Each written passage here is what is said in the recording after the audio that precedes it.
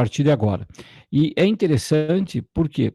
Porque quando a gente faz a gravação, a gente pode rever e tal, e vocês também vão poder verificar as dúvidas dos outros colegas. Então, à medida que for aparecendo dúvidas, você escreve aí no chat, tá? Você avisa aí qual que é a tua dúvida, eu vou periodicamente olhando quais são essas perguntas e já vou respondendo aqui no fluxo, né? Então, se você perguntar, fique atento que leva ali alguns minutinhos, eu já dou um jeitinho de inserir aqui na explicação, beleza? Bom, espero que todos aí estejam, né, ouvindo e vendo bem, e nós vamos agora para o primeiro slide dessa aula. Ele vai aparecer para você em tela inteira. Aí está, História B, volume 1, página 541, Alto Império Romano. Bom, esse contexto, né, do Alto Império Romano, ele é a primeira parte do Império Romano. Em outras interações, o pessoal me perguntou assim, professor, é Alto Império Romano e Baixo Império Romano, porque o baixo é o tempo da crise? Na verdade, o baixo significa parte final. Tá? Então, ele não significa necessariamente que seja um contexto de crise, e nem que o Alto Império Romano seja necessariamente prosperidade. O curioso é que na história do Império Romano, isso coincide, né? O Alto Império Romano é um período de maior prosperidade para os romanos, e o Baixo Império Romano é marcado pela crise, mas essa divisão, ela não quer dizer isso. E o que acontece nesse momento do Império Romano, quando ele começa? É a ascensão do Caio Otávio. Esse cara, ele tem aí vários sinônimos para se referir a ele. Então, torna-se assim, até um troço meio chato, porque você está analisando a questão, está falando desse tal de Caio Otávio, é o Império. Está falando do imperador príncipe, é o Caio Otávio. O principado é o Caio Otávio. Então, são muitos sinônimos para um cara só. É o Caio Otávio, Imperator, que significa chefe supremo dos exércitos, príncipes, né, de primeiro, de principal, Maximus Pontífices, sumo sacerdote, César, dado por Deus é o significado, e Augusto, que significa sagrado. Então, durante o reinado de Augusto, Caio Otávio. Durante o reinado do príncipe, Caio Otávio. Então tem que tomar um cuidadinho aí em relação a esse primeiro imperador. Ele não usou o título imperador, acho que ficou com vergonha, mas na prática ele submeteu todas as pessoas, todas as instituições à sua própria vontade. Portanto, na prática, sim, foi um imperador, foi um monarca absoluto. Bom, seguindo adiante, pessoal, a gente tem, nesse contexto, portanto, né, da história, um momento, por favor.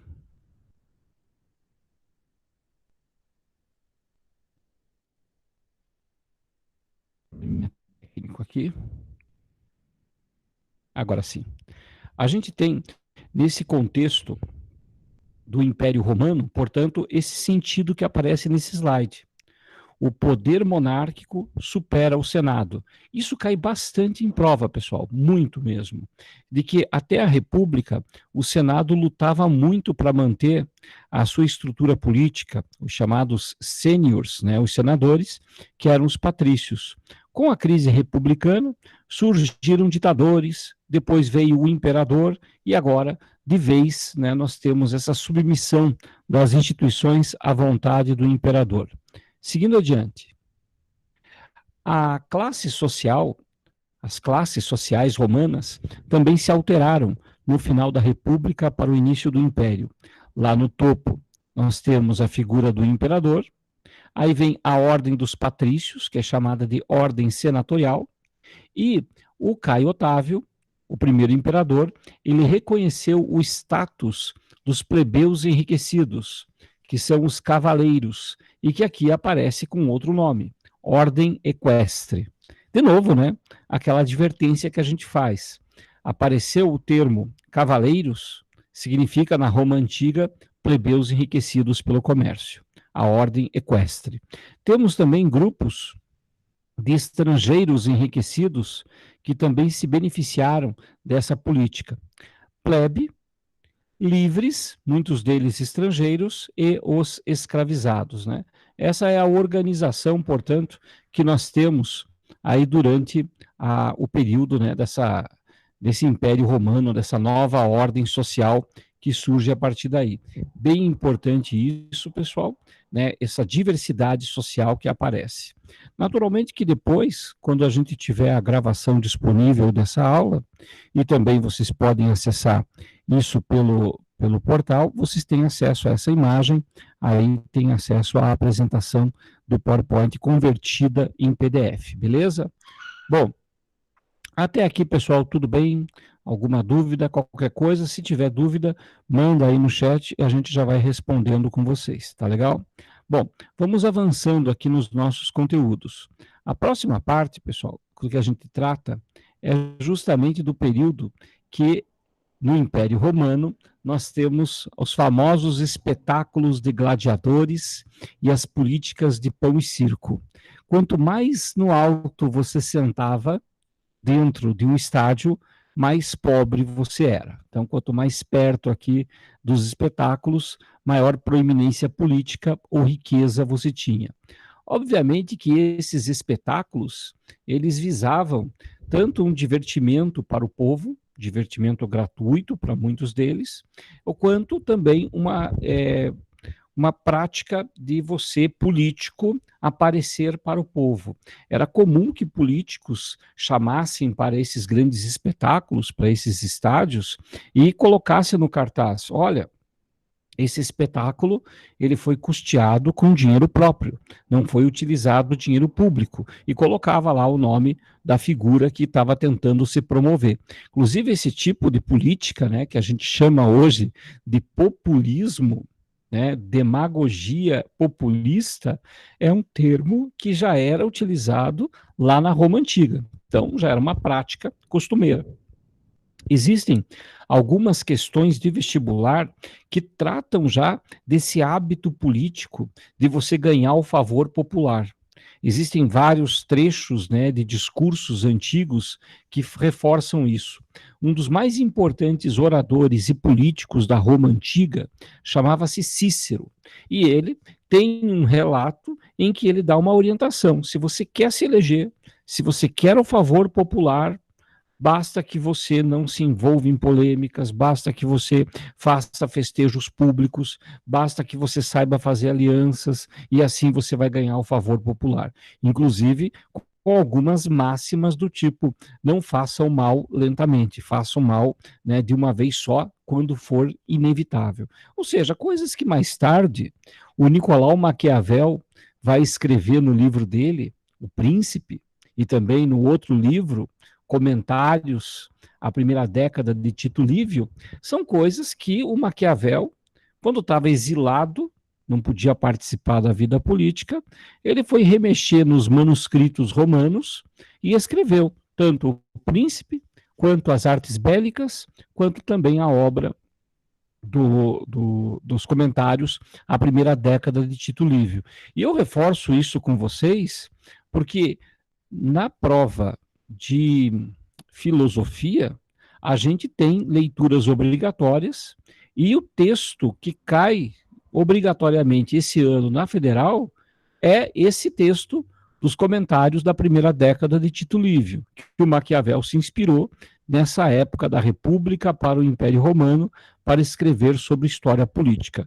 Mas, obviamente, que isso vai ser aprofundado nas aulas lá de filosofia com o professor Tiago Molejão, o nosso professor de filosofia. Bom, seguindo adiante, pessoal, é claro que quando nós falamos, né, desse contexto da política romana, esse contexto do império, a gente tem, além das práticas aí da política do pão e circo, a gente tem também a Pax Romana, e isso aqui cai, nossa, isso aqui cai muito, pessoal. Pax Romana, o que significa a Pax Romana? Ela foi um período de quase 2 séculos, tanto que aqui em cima à direita já tem a data, né? Quase 2 séculos.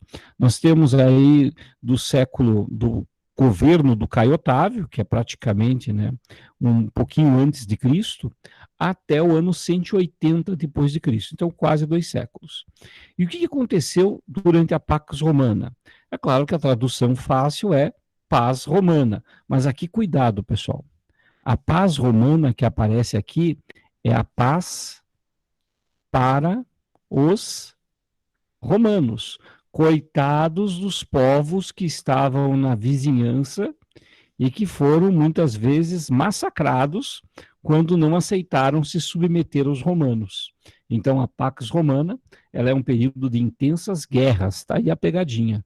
Intensas guerras, mas os romanos não perdem nenhuma. Período da Pax Romana. Durante esse contexto é que foi feita a construção da Muralha de Adriano na Inglaterra, pessoal.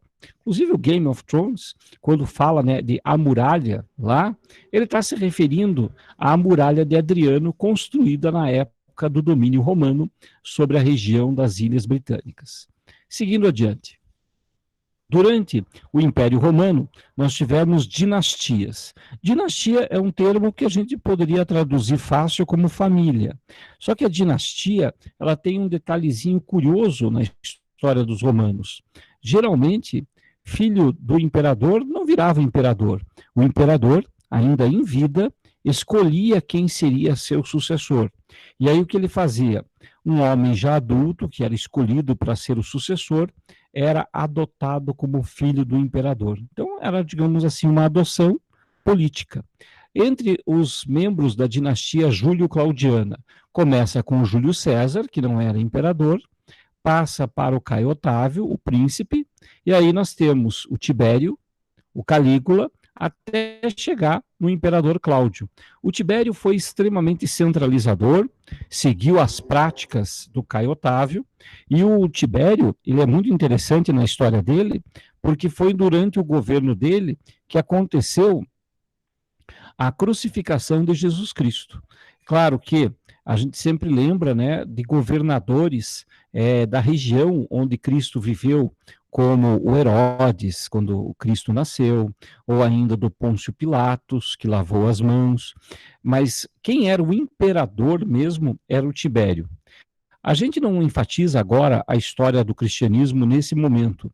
Por quê? Porque, embora o cristianismo tenha se tornado extremamente influente, isso acontece a partir do século III. Embora existissem já perseguições aos cristãos nesse contexto histórico, a maior parte, né, dos cristãos nessa época se reuniam em casa ou em catacumbas, né, em cemitérios, vamos dizer assim, e lá faziam suas celebrações.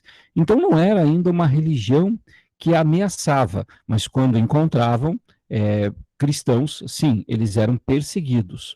Depois do século IV, depois do imperador Constantino e mais forte com o Teodósio, o cristianismo vira a religião oficial, e aí ela passa a fazer parte da estrutura política do império. Seguindo adiante, nós temos aí o Calígula, famoso, né, Calígula, que significava botinhas, a palavra Calígula, ficou famoso por causa das suas práticas, né, de orgias, que exigiam honras divinas, teria feito, né, supostamente, um bordel imperial. São muitas as histórias, muitas delas até fantasiosas, atribuídas ao Calígula. Aí nós temos o Cláudio, da dinastia Júlio-Claudiana. Ele faz várias obras públicas, acaba morto de forma envenenada, isso é uma coisa comum na história dos romanos, esses momentos, né, de matança de imperadores, até porque, como havia a possibilidade de você se tornar imperador, porque não era exigido que você fosse filho biológico do imperador, muita gente acabava se tornando, né, o sucessor, matando o antecessor. A fórmula era mais ou menos a mesma. Você se aliava à guarda pretoriana, que era a guarda de cidadãos romanos em Roma, matava o imperador e seus aliados, e depois assumia o poder dizendo que foi escolhido pelo imperador antes de morrer. Então era sempre, né, um golpe atrás do golpe, e esses golpes vão se intensificando a partir aí do Cláudio.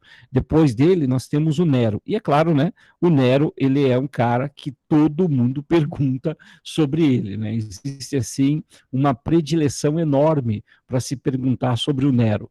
A mais clássica pergunta do Nero é o tal do incêndio em Roma, de que ele teria supostamente, né, feito um incêndio em Roma e colocado a culpa nos cristãos. Bom, que aconteceu um grande incêndio em Roma na época do Nero, não há dúvida nenhuma. Aliás, aconteceram vários incêndios durante todo o Império Romano. Porque a gente fala de Roma, a gente fala do Coliseu, a gente fala das estradas, a Via Ápia, né, a estrada, os aquedutos, os palácios e tal, tudo muito bonito, mas gente, isso daí era a sede do governo, do centro de Roma. No entorno, bairros abarrotados de plebeus, de estrangeiros, de escravos que se tornaram libertos, tudo isso misturado com ex-combatentes, máfias eram organizadas no entorno de Roma. Esses confrontos sociais eram inevitáveis, gente. Tinha um bairro lá chamado Suburra, que o troço era matança. Aí o pessoal fala, porque hoje em dia tem as periferias, elas são muito violentas. Eu acho que em torno das grandes cidades ao longo da história, sempre houve periferias. E nessas periferias, a população vivia em constantes conflitos sociais. Havia organizações de grupos mafiosos no entorno da periferia de Roma. Então, é necessário a gente sempre atento com a história social, a história das sociedades, a história das pessoas, esquecer um pouquinho esses políticos, entender que esses bairros eram insalubres, que esses bairros tinham muitas tensões sociais e que incêndios, criminosos ou não, eram relativamente frequentes. Acontece que durante o governo do Nero, ele teria, né, sido o responsável por esse incêndio. Não há provas disso, pessoal. Mas é interessante como é que o incêndio que ocorreu durante o governo do Nero, a culpa foi atribuída a ele. Por que será que isso aconteceu? Isso que a gente chama, né, de história a contrapelo. Ou seja, você tem um evento histórico que está consolidado. Nero tocou fogo em Roma. Mas aí você não tem provas disso. Aí você faz uma leitura ao contrário. Se faz a seguinte pergunta: eu não sei se Nero colocou fogo em Roma, mas eu sei que as pessoas culparam ele. E isso significa que ele era visto como um péssimo imperador. Então, de alguma forma, né, o incêndio em Roma, ele pode ter realmente ocorrido e por responsabilidade do Nero. Mas mais interessante é como a população logo botou a culpa nele e firmou-se, né, como a teoria de que ele teria sido responsável e que mais, teria ficado cantando depois. Esse cantando depois significa ele não estava nem aí para a população. Então, é uma forma crítica, né, que a sociedade deu conta de explicar o incêndio aí sobre Roma na época do Nero. Um outro evento que a galera pergunta bastante e aparece num monte de filme, aliás, né, aqueles montes de filmes porcarias, aparecem coisas assim, do tipo que o número 666, o número da besta, ele é o número. Não é para fazer nenhum tipo de analogia com números de candidatos à política, por favor. O número da besta, 666, seria o significado, né, do Nero. Seria, portanto, uma analogia com o nome do Nero. Isso também é bastante frequente. Por que isso é falado, né, no mundo cristão de que o Nero é o 666? Porque, na época, ele perseguiu muitos cristãos. Não foi o auge das perseguições aos cristãos, mas sim foi um momento de grandes perseguições. Beleza? Alguma coisa aí sobre o Nero que vocês queiram perguntar ou sobre outras coisas, manda no chat, a gente vai fazendo a leitura e vai comentando com vocês.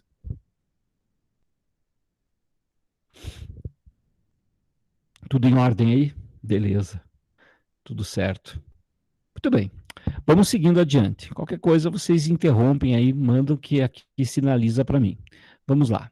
Quando nós falamos, portanto, né, aí da nossa apresentação, a gente sai da historinha do Nero e vamos para os próximos imperadores.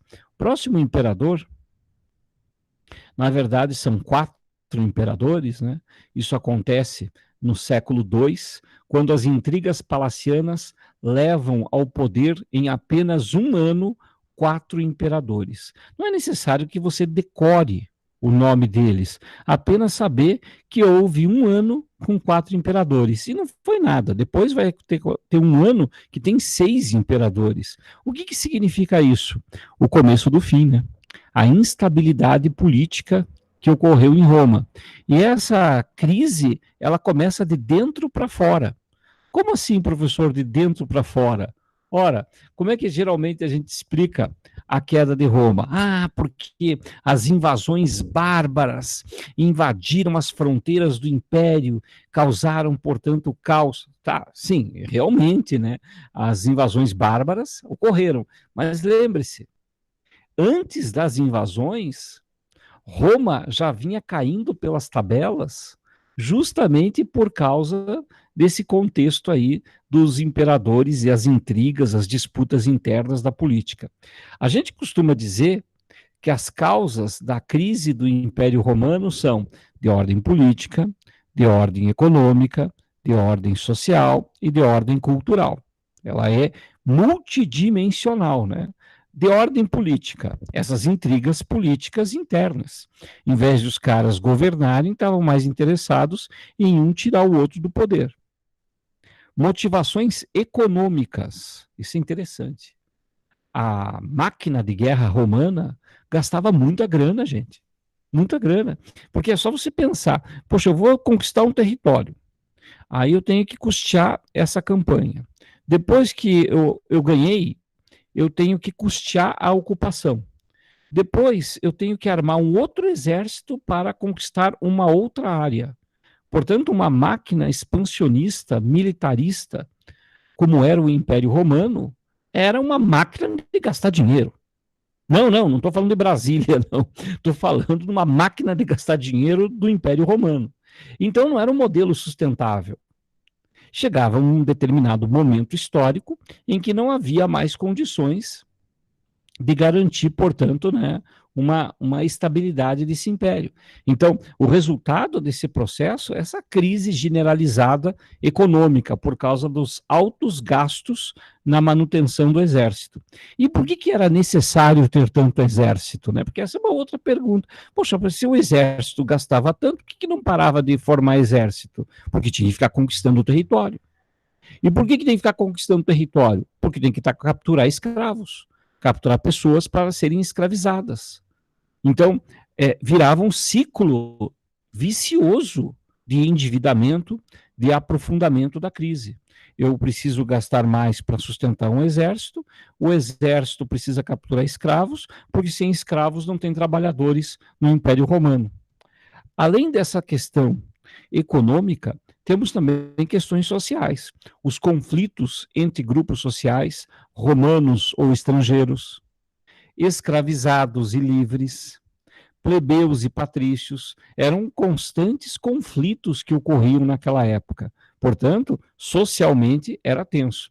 E, finalmente, culturalmente, né? Culturalmente, a questão da religião, o cristianismo, que também vai descaracterizando a cultura original do império. Imagine você governar um império em que o imperador diz que é Deus, mas a sociedade, parte da sociedade, não acredita nisso e questiona o imperador por conta de aspectos religiosos. Então, aí um panorama, né, dessas tensões sociais. Bom, a gente pode falar, né, muito mais sobre problemas urbanos que existiam em Roma, muitos outros, né? Revoltas de escravos, máfias, ambientes insalubres, esgoto a céu aberto em muitas regiões, pestes periódicas, um tema muito contemporâneo, né? Doenças frequentes que afetavam Roma. Havia também, nessas periferias romanas, era bem diferente daqueles aquedutos de calçamento que existiam nas principais vias romanas. Nessas áreas periféricas, muita criminalidade também. E ali você tinha o ex-soldado, o soldado, você tinha o comerciante. Então era um ambiente de muitas tensões e nem todo mundo era cidadão romano. tinha o cidadão romano, tinha o estrangeiro e tinha o escravizado ainda, que ainda o estrangeiro, ele sendo livre, ele tinha alguns direitos. Mas aquele que era escravizado, que não tinha direito nenhum e também não tinha nada a perder, ele poderia ser, né, foco de revoltas. Então, tem muita coisa, né, sobre esses subúrbios romanos na época. Eu sempre gosto de assistir algumas séries que são muito bem montadas. A série Roma ajuda a entender esses subúrbios romanos. Aliás, foi uma série muito cara, justamente por conta, né, do cenário e da pesquisa histórica que foi feita para reproduzir o máximo possível o que era, portanto, esses subúrbios romanos. Beleza? A Jaqueline que perguntou aí sobre os problemas urbanos de Roma, se você tiver alguma outra pergunta mais específica, pode ir mandando aí, a gente vai respondendo. Obrigado pela sua participação. Vamos agora, voltando aqui para o slide, parece programa de TV, né? Que chique. Bom, Baixo Império Romano. O Baixo Império Romano é o período que vai do século III até o século V.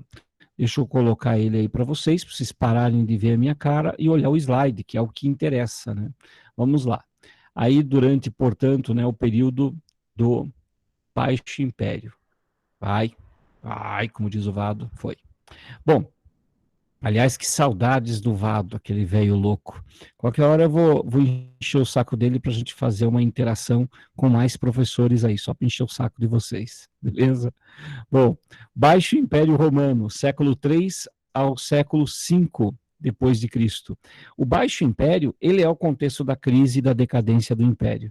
E aí eu coloquei aquelas dimensões da crise do Império Romano. Olha só, nós temos decadência do escravismo, é uma diminuição do número de escravos. Diminuiu o número de escravos, diminuiu a quantidade de trabalhador. Diminuiu a quantidade de trabalhador, o preço das mercadorias aumenta porque reduz a oferta. Reduzindo a oferta, aumenta o preço, é a inflação. E o que é uma inflação? É a desvalorização da moeda do denário romano. Então, o processo, né, de diminuição do número de escravos foi uma coisa muito ruim para a economia romana. Por quê? Porque isso gera uma subida dos preços das mercadorias, que na prática é a desvalorização da moeda. Essas coisas sempre estão todas relacionadas. Muitas revoltas plebeias, revoltas de escravos, revoltas de estrangeiros, a anarquia militar. Muitos militares obedeciam muito mais aos generais do que ao próprio imperador, tanto que muitos generais se aproveitaram da confiança que seus comandados tinham neles, organizaram expedições e tomaram Roma. Muitos dos imperadores romanos que tomaram o poder eram, na prática, generais, que ganharam a confiança de seus comandados, principalmente quando o Império Romano começou a falhar nos pagamentos. Então dependia muito mais do general organizar guerras, saquear vilarejos e dividir o botim, que é o que foi conquistado, entre os militares comandados, do que esperar um salário que vinha de Roma. O início também, nesse contexto, das migrações germânicas. As migrações germânicas, pessoal, é um nome bonito para invasões bárbaras. E como é que a gente define essas migrações germânicas? Como é que a gente explica esse evento histórico? A ideia de você pensar um território, né, uma crise. A ideia de você pensar um território imenso como foi o Império Romano e, de outro lado, as invasões germânicas, a gente fica pensando o que é que esses germânicos queriam? Terras. Porque os germânicos, eles não eram um povo só. Eles não eram um império unificado. Eram diversas tribos que cresceram, a população cresceu muito entre essas tribos germânicas, e em busca de mais terras, começaram a entrar nas fronteiras do Império Romano. Então, a grande causa, o grande fator, se não o único, para as invasões bárbaras, pasmem vocês, o aumento da população germânica, um aumento demográfico. Para aqueles entusiastas da série Vikings, A gente tem lá em alguns episódios, em um meio, em alguma temporada, um momento em que os nórdicos, eles atacam, né, um determinado vilarejo na Europa, que não é o Império Romano, já era a Idade Média, mas eles conquistam o território e o que eles querem? Eles querem terra, terra para produzir. Uma das preocupações deles é saber se a terra era fértil, se a terra era boa. Então é interessante, né, que essas incursões germânicas, elas são motivadas por um aumento demográfico que exige a conquista de terras férteis para a produção. E as primeiras invasões germânicas, elas não são violentas. As primeiras migrações germânicas são pacíficas. São feitos acordos entre romanos e germânicos. Esses acordos, inclusive, que a gente dá o nome de colonato, era quando um germânico ou um plebeu, ele se colocava às ordens de um cidadão romano em troca do direito de usar aquela terra. Eu sei que você está pensando, mas isso daí do colonato, do plebeu se organizar aí com um cidadão romano, ou um germânico se organizar com um romano, e eles fazerem um acordo, uma parceria, olha, eu trabalho na tua terra e te dou uma parte da produção pelo direito de permanecer na terra, você chama de colonato.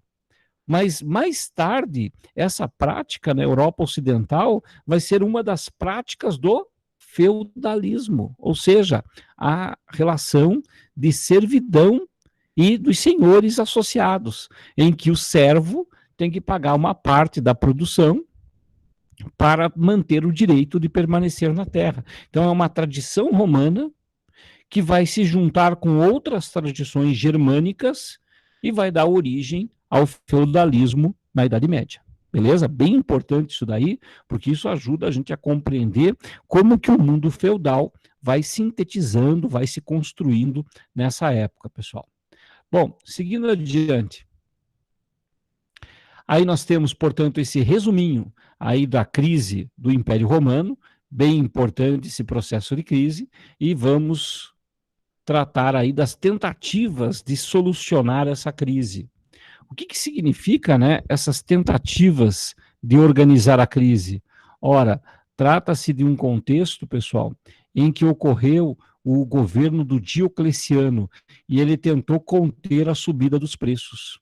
Ele fez o chamado Edito Máximo. Também foi durante o governo dele que ele perseguiu muitos cristãos. É a chamada Era dos Mártires. Ou seja, aqueles que eram cristãos e que diziam que o imperador não era um deus, foram perseguidos nessa época. Também foi o Diocleciano que, na tentativa de dividir o poder político no império, fez a tetrarquia, ou seja, dividiu o Império Romano entre 4 governantes, na tentativa justamente de equalizar melhor, ter uma autoridade principal em cada região, evitar o enfraquecimento desse poder central. Aqui, essa rocha, essa estela que vocês veem, é uma tabela de preços da época do Edito Máximo. Tem ali a descrição do produto e logo a seguir qual é o preço máximo que ele pode ser cobrado. Se você tem que tabelar o preço de uma mercadoria, é porque já existe inflação e porque as pessoas elas acabam abusando, né, do poder econômico.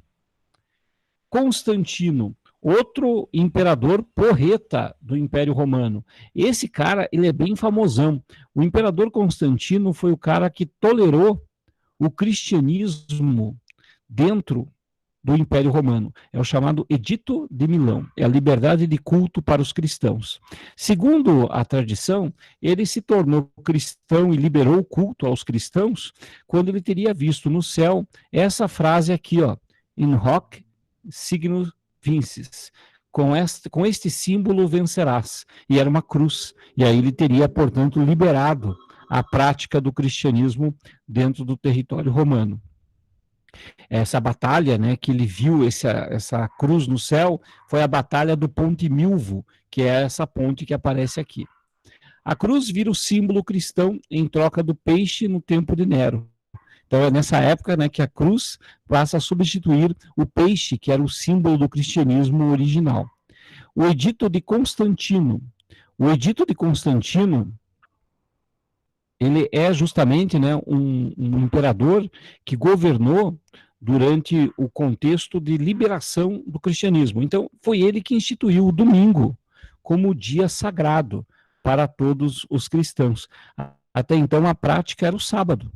Né? O sábado era geralmente a data oficial, né, que se praticava, né, de guardar o cristianismo. Com o Constantino passou a ser o domingo. E é curioso porque nessa época, a gente tem aí a instituição daquilo que a gente chama de Igreja Católica.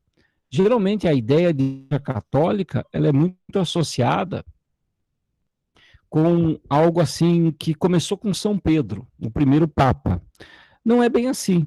É a partir do século IV em que a instituição igreja, com hierarquia, postos, começa a surgir. E essa constituição de uma hierarquia institucional da igreja, ela estabelece, portanto, o domingo como o dia a ser guardado por todos os cristãos. E, claro, em clara referência à ressurreição, à ideia da Páscoa. Então, se você pensar assim, poxa, mas era sábado, virou domingo por causa da ressurreição? Com certeza, explicação cristã. Mas existe também uma explicação pagã para isso. Nas religiões pagãs que tinham no Império Romano, o dia que geralmente era guardado era o domingo. O domingo. Que, inclusive, o próprio Constantino, ele era adepto de uma religião que acreditava que o sol era o Deus. E o dia do sol é o Sunday, o domingo.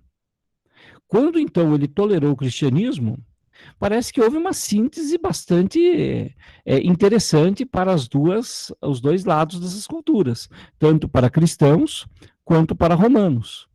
Os cristãos adotaram o domingo, ressurreição, mas também porque era uma prática religiosa já feita entre os romanos.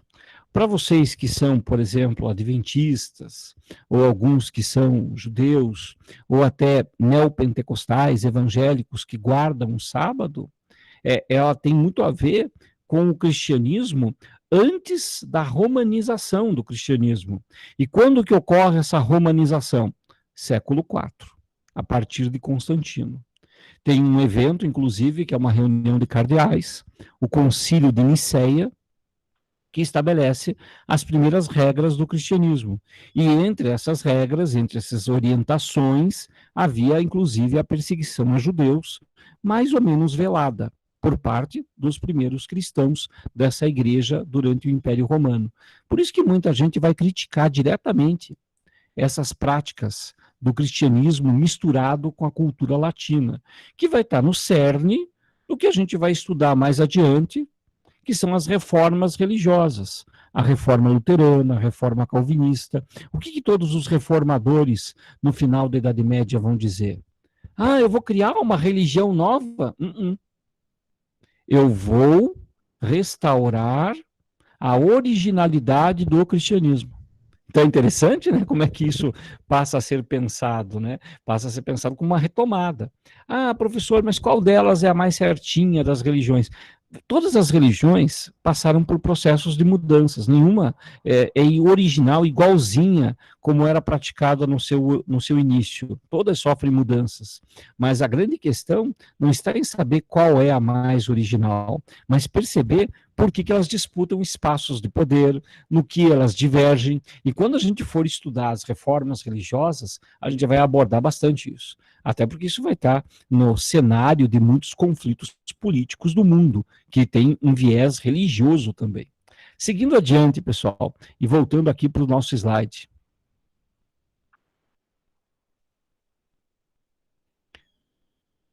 Aqui no nosso slide, nós temos aí esse resuminho do Constantino, ele põe fim àquela divisão da tetrarquia dos 4 governantes de Roma, que o Diocleciano havia feito. Ele funda Constantinopla, né, nem se achava, né, a cidade de Constantino, que é a capital do Império Romano Oriental, que vai se tornar depois, né, o Império Bizantino, que a gente vai estudar ainda nessa interação. Teodósio, ele é o último imperador de Roma unificada. Foi ele que, no ano 395, dividiu o império em duas partes, uma parte ocidental e uma parte oriental. O Império Romano entre Honório, do Ocidente, e Arcádio, do Oriente. É nesse contexto histórico aí que a divisão é feita, porque para salvar a parte boa do Império. A parte boa do Império era a parte oriental. A parte ocidental estava toda em crise. Intrigas militares, intrigas palacianas, revoltas de escravos, revoltas de plebeus, tensão social, inflação. Tudo estava acontecendo na parte do Ocidente. Na parte oriental, as coisas estavam mais ou menos, né, equilibradas e vão se manter por mais tempo. Também o Teodósio, ele praticamente instaura, né, a perseguição aos judeus nesse período, e é ele que faz a oficialização do catolicismo, que é o Edito de Tessalônica. Cuidado aqui com a palavra, tá? O Constantino, ele faz a liberdade de culto, a tolerância do cristianismo romano. O Teodósio, ele faz a oficialização. Então, explicando melhor essa diferença. O Constantino, ele disse, ó, quem quiser ser cristão pode. Ninguém vai perseguir você por ser cristão. Já o Teodósio, ele vai dizer, ó, só pode ser cristão. Se você não for cristão, você vai ser perseguido por não ser cristão. Veja que o Constantino, ele viveu ali por volta do ano 313, e o Teodósio, ele faz isso no ano 391. Então, em um século, né, uma profunda transformação de como que o cristianismo deixou de ser uma religião de pobres e perseguidos para ser uma religião oficial do Império Romano.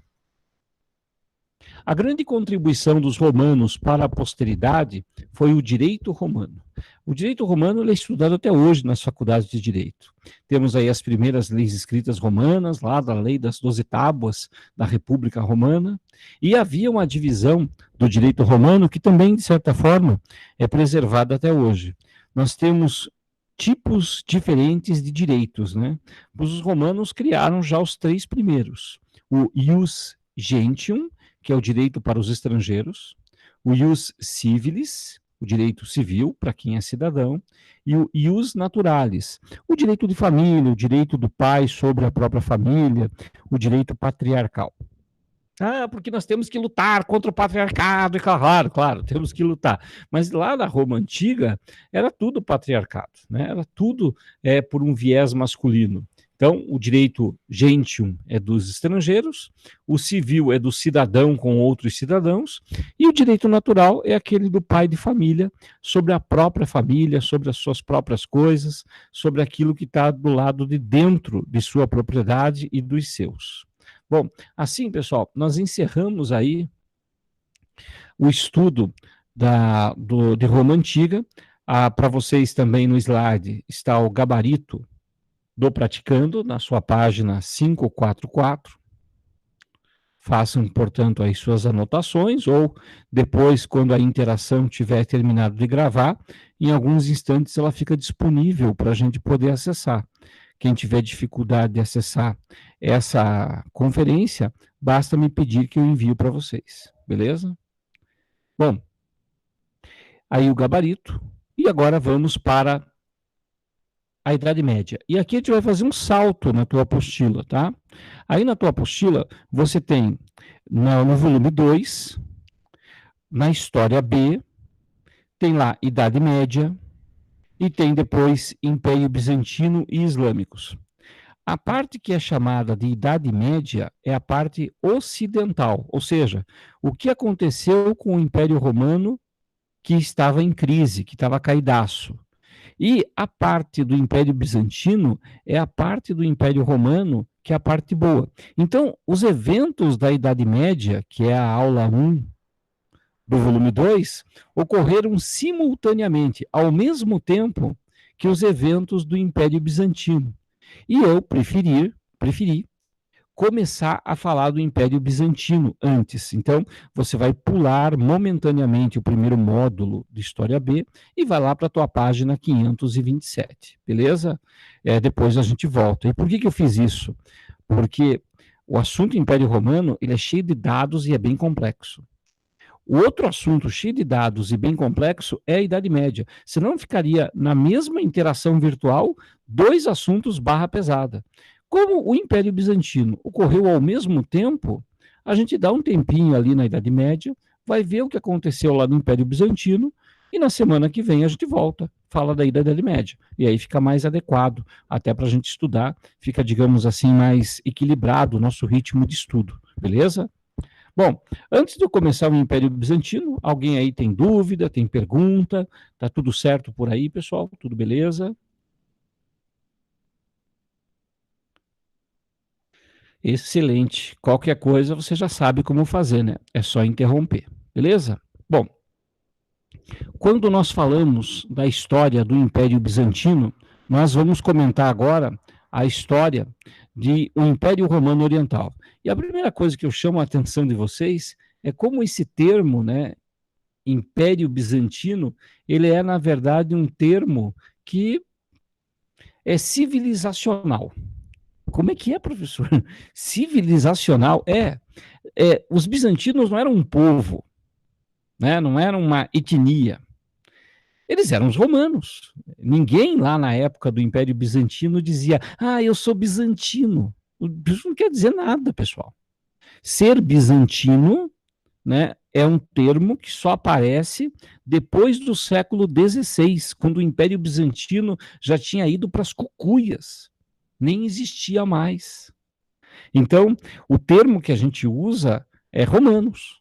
Então, eles mesmos se viam como herdeiros, como os romanos originais. Por quê? Porque a parte ocidental tinha ido para o vinagre.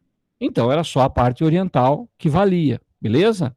Bom, essa história, portanto, né, do Império Romano, como a sua continuidade no Império Bizantino, ele não é um dos assuntos mais perguntados dos vestibulares, mas quando cai, faz um regaço. Por quê? Porque a galera passa meio batido pelos assuntos. Então a gente não vai perder questão besta, questão fácil, só porque a gente vai passar batido por isso, beleza? Então vamos lá.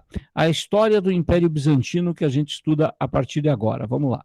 O Império Bizantino, pessoal, ou Império Romano Oriental, ele tem a sua história ligada principalmente com uma ideia de síntese entre o Oriente Próximo e o Ocidente. Como assim uma síntese? Uma mistura. Por quê? Porque a parte do Oriente Próximo, a parte do Oriente Médio, influenciou muito o território do Império Bizantino. Mas, ao mesmo tempo, o Império Bizantino falava latim, tinha uma cultura ocidental, tinha, portanto, uma referência de mistura nesse lugar. E é curioso porque isso aparece na política dos bizantinos. O imperador bizantino, ele era cristão, mas ele era teocrático também. Ele dizia que governava em nome de Deus. Então, diferente das tradições romanas e gregas, em que o governante, ele era por vezes apresentado como alguém que tinha, né, uma representatividade, né, na República Romana tinha isso, na polis grega tinha isso, eu sou representante dos cidadãos. Aqui no Império Bizantino, o cara, não, eu sou o monarca, fui escolhido por Deus, e vocês são meus súditos, tem que obedecer.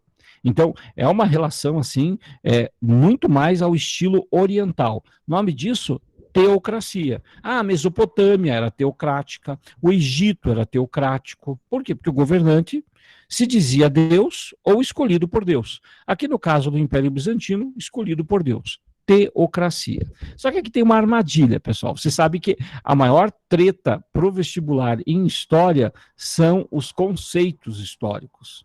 A teocracia, entre os bizantinos, tinha uma expressão específica: césaropapismo. Césaropapismo é que significa que o imperador bizantino, ele é um César e é um papa ao mesmo tempo, ou seja, ele é um chefe político, militar, e ao mesmo tempo ele é também um chefe religioso, Césaropapista. É claro que alguém não gostou desse papo Césaropapista, o papa em Roma, porque ele percebia que o Império Bizantino era cristão, mas quem mandava na religião bizantina era o imperador. Vários papas ao longo da história e vários imperadores ao longo da história tretaram por causa dessa questão do poder que havia de disputa entre a Igreja Romana e a figura do imperador bizantino, conflitos resultantes do césaropapismo. Seguindo adiante, pessoal, ainda, né, nesse contexto do Império Bizantino, a gente tem uma característica cultural que praticamente, né, os identifica, os mosaicos.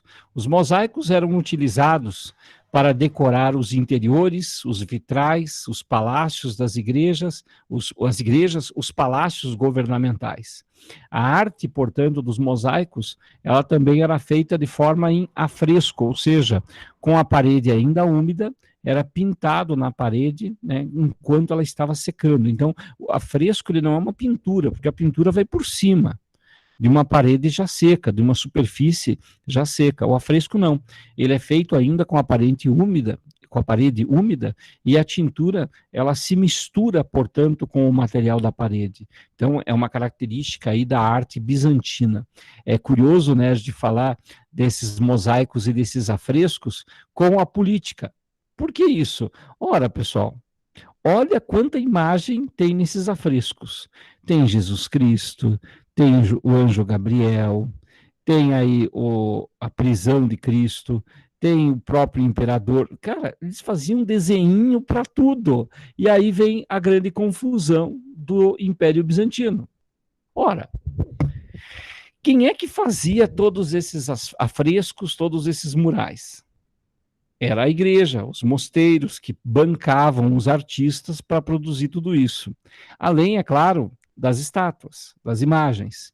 Isso criou, dentro do Império Bizantino, um grande comércio de imagens.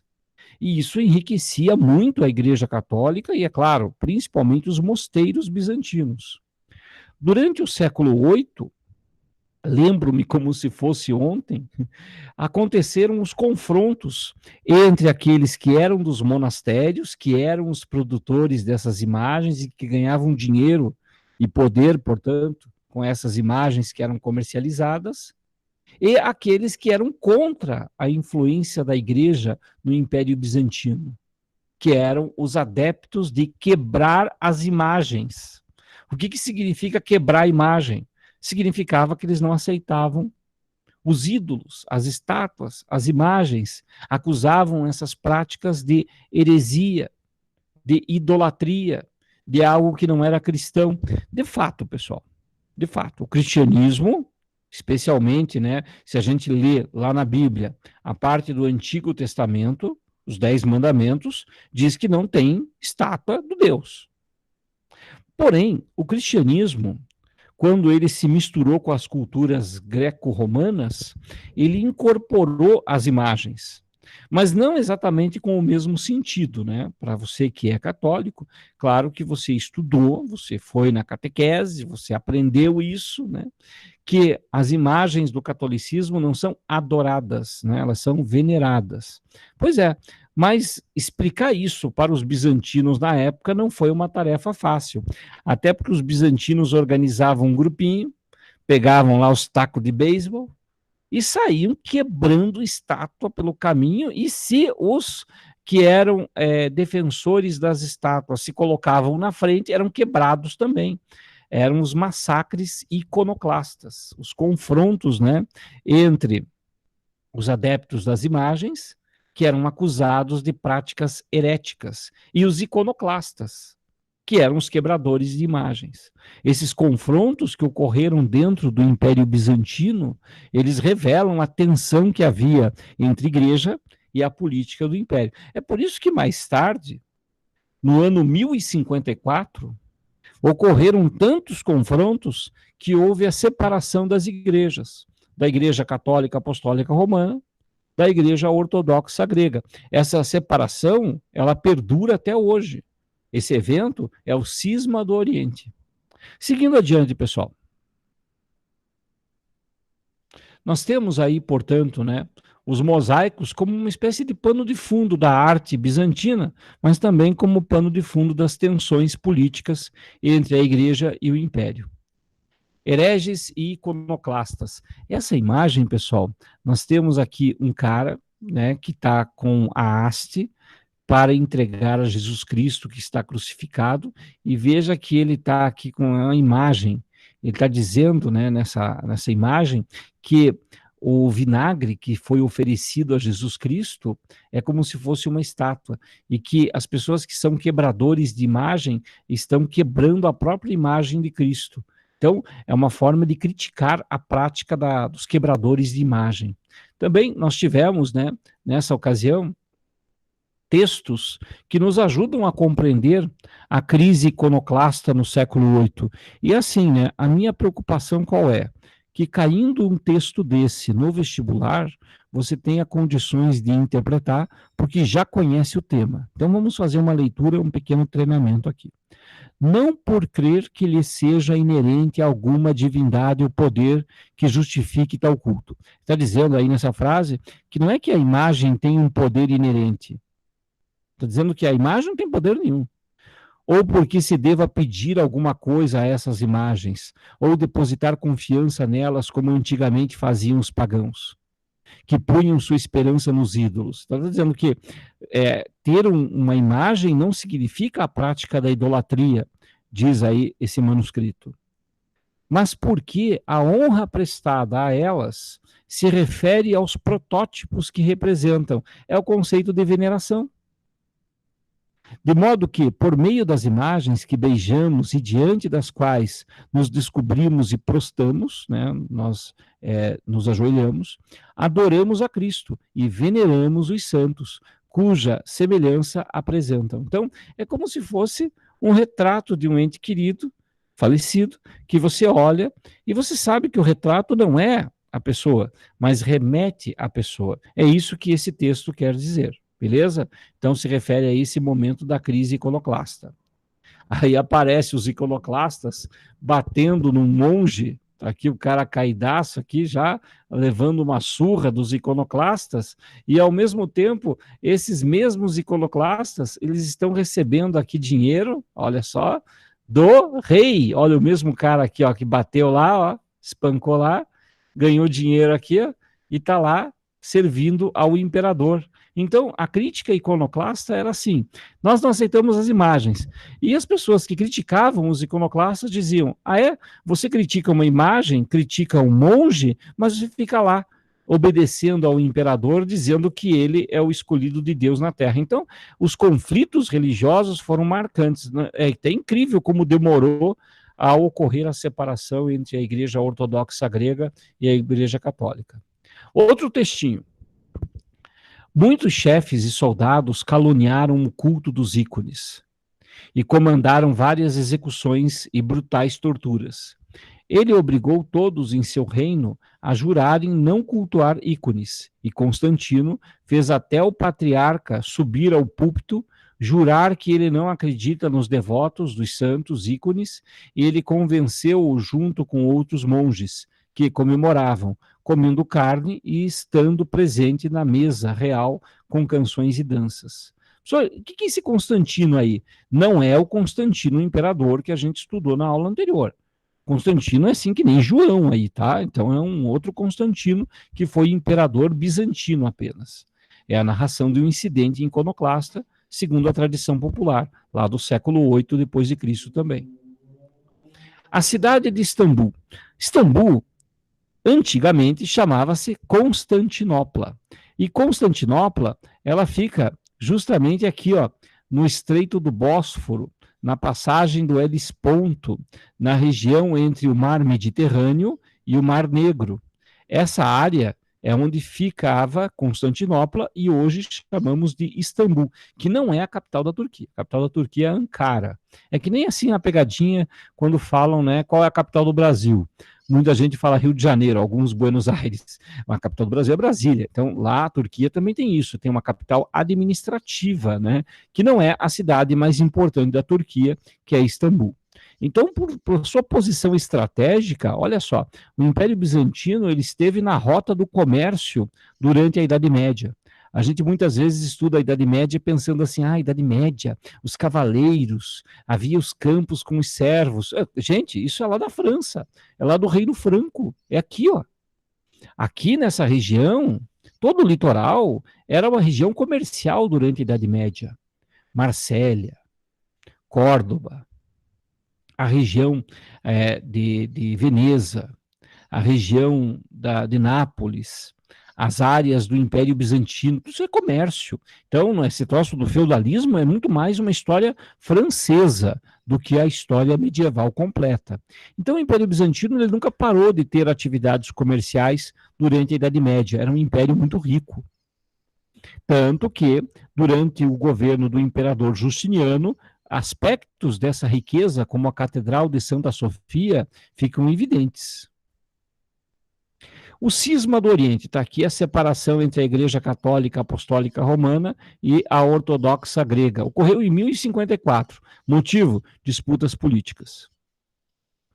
Durante o governo do Justiniano, esse cara bonitão que aparece aqui, e dá-lhe mosaico, nós temos o Corpus Juris Civilis, que é a reunião do direito romano numa coleção de livros. Corpo de Direito Civil. Corpo de Direito Civil. O Corpus Juris Civilis reúne as antigas leis romanas, as interpretações, as decisões dos juízes e as leis do próprio Justiniano. O Corpus Juris Civilis, feito durante o Império Bizantino, ele é praticamente uma arca de Noé, porque ele preservou as leis romanas antigas para a posteridade. Durante a crise do Império Bizantino, lá por volta do século XII, século XIII depois de Cristo, a gente tem aqui vários outros povos tomando conta de partes do Império Bizantino. Até aqui um tal de sultanato. Se é sultanato, tem sultão. Tem aqui o Império. Olha só quanta gente foi chegando e tomando as regiões bizantinas, a ponto que o Império Bizantino ficou reduzido a essa parte rosa aqui, ó. Então o Império Bizantino, para sobreviver, teve que fazer acordo com búlgaros, teve que fazer acordo com sérvios, teve que fazer acordo com os povos árabes aqui do interior da Turquia, e esses acordos foram vistos pelo Papa como algo muito ruim. Afinal, fazer acordos com povos árabes é fazer acordo com os infiéis. Foi aí no século XII que o Papa, inclusive, autorizou a organização de uma expedição cruzada contra os infiéis. Em vez de atacar os árabes apenas, já aproveitaram e atacaram o Império Bizantino também. A gente vai estudar mais para frente essa que foi a cruzada número 4. Mas não foi aí o final do Império Bizantino, não. O Império Bizantino, ele acaba de vez quando Constantinopla, a capital do Império Bizantino, foi tomada pelos turcos, os turcos otomanos, no ano de 1453. Inclusive, esse bloqueio turco na região vai contribuir para a abertura de novas rotas comerciais marítimas, que a gente estuda lá na História A, lá em História do Brasil, lá com o professor Tiago Molejão. Beleza? Bom, a parte do conteúdo, pessoal, eu encerrei aqui. Eu vou agora apenas deixar aqui para vocês o gabarito do Praticando, tá aí, na tela para vocês. E na próxima vez que a gente se encontrar, na quarta-feira da semana que vem, a gente vai fazer daí o primeiro módulo de História B da Idade Média. E antes que vocês me perguntem, aquelas partes de História C sobre civilizações orientais, elas não caem no vestibular da Federal. São alguns vestibulares que cobram. Então, quando chegar o momento, eu vou gravar uma aula especial para a história da Índia, a história da China, a história do Japão, porque daí tem a ver com alguns vestibulares específicos. E, claro, também para os curiosos. Enquanto isso, a gente aproveita aqui as nossas interações para avançar no conteúdo típico da Federal, que é bastante recorrente. E a gente ganha, portanto, tempo, É uma opção estratégica que a gente faz em relação a isso. Eu vou deixar aí na tela o gabarito para vocês. Quem eventualmente tiver ainda alguma pergunta, manda aí no chat. Para quem já pegou tudo, daqui a pouco fica a gravação disponível também. A todos os demais, um bom almoço. Tchau para vocês. E eu vou ficar aqui no chat mais um pouquinho para atendê-los, beleza? Tchau, tchau, tchau, pessoal.